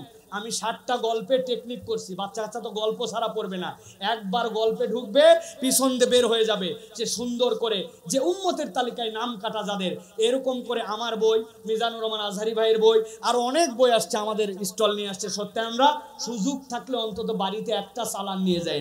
এই মাহফিলে তো টাকা কালেকশন করা হয় না, সবগুলা মাল্টিপেজ ব্যয় করে, তো পকেটের থেকে আল্লাহর ওয়াস্তে 2-1টা বই সন্তানের জন্য নেওয়ার জন্য চেষ্টা করবেন। আল্লাহ রাব্বুল আমিন কবুল করেন।